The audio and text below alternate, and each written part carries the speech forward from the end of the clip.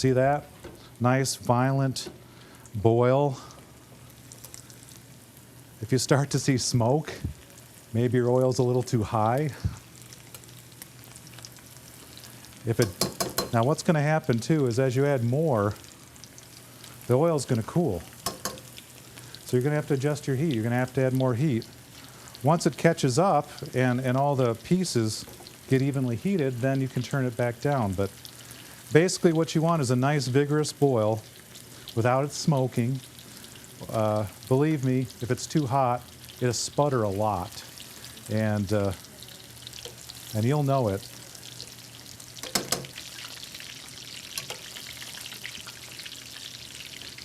Now what you're doing here is you're not trying to cook these all the way through. What you want is a nice brown coating all the way around.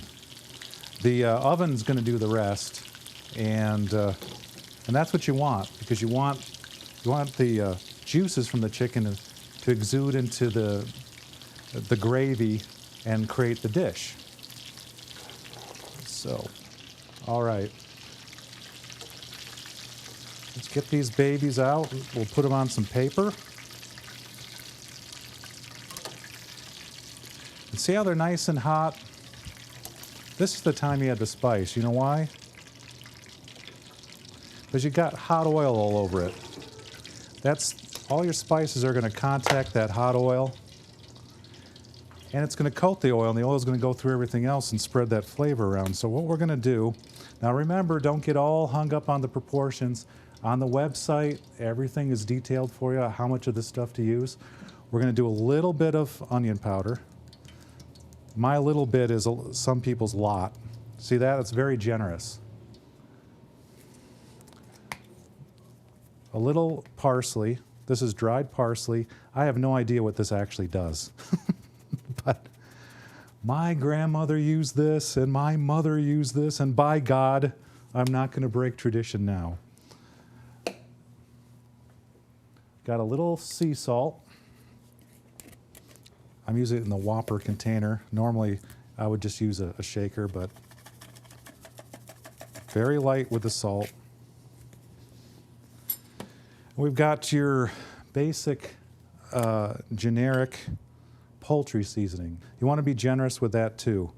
This is actually the spice that really makes the difference in the dish. See how generous that is? That's pretty good. There's no salt in this, and it's just herb, so it's all right. There you go. Now what we're going to do is put it in the pan to cook, and basically you're going to wait an hour, hour and a half, and you're done. So let's do that. What we've done is we've fried all of our stuff. It's all in a pile here. This is just cooling. This I've done previously, so we're all ready. What we want to do, this is a little trick for people who don't pay attention to their ovens. This adds flavor and protects the chicken a little bit. We're going to coat the bottom of this is a rectangular baking pan. It's probably 9 by 13-ish.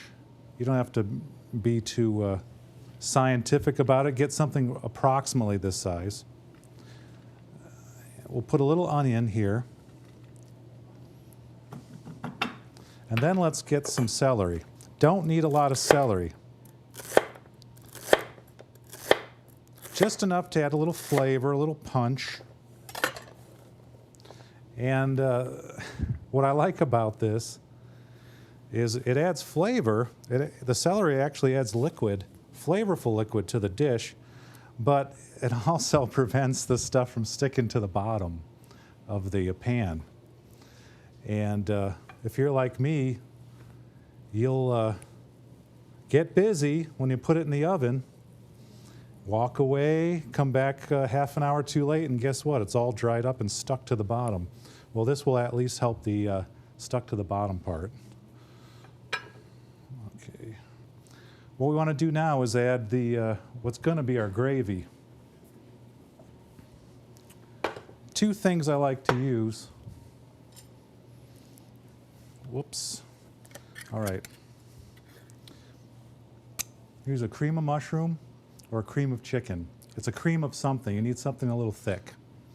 So today I'm in a mushroom mood, mushroom soup and all, so I'll use that. So we'll put that in a big mixing bowl. Notice it's a pourable mixing bowl.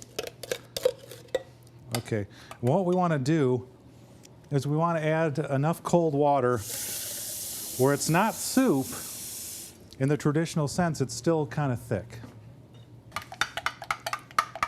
So we want it a little thicker than we would normally tend to use it. I'm putting probably a third of a can of water in this. See, that's kind of like thin pudding, you know.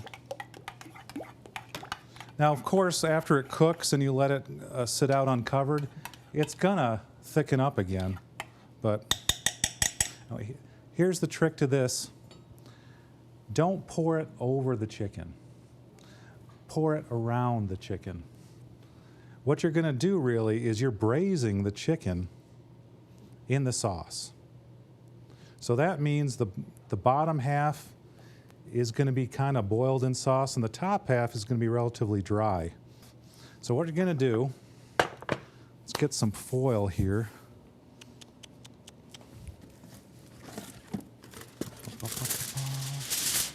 You're going to cover this baby up very tightly.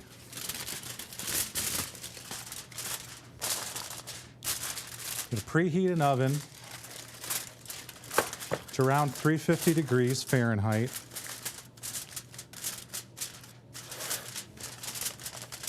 Notice I'm sealing that so the moisture doesn't escape too easily. Throw it in the oven at 350 for about hour 20 minutes. What you want to do is, after about an hour, just take a fork. A fork which I do not have. Just take a fork when it's in the, and just try to break it apart. If it breaks apart fairly easily, it's done. But really, you can't go wrong. Even after I fried these, they're practically done now. So really what you're doing is just trying to make this 2-ingredient dish a dish. Let it blend. That's what this is doing. And that's pretty much it. Pop it in the oven the last 15 minutes. Take the foil off. What that's going to do, this will bubble up and soak this a bit. It'll keep this nice and brown and caramelized and just look nicer. And that's pretty much it. Throw that in the oven, set the timer, and you're on your way.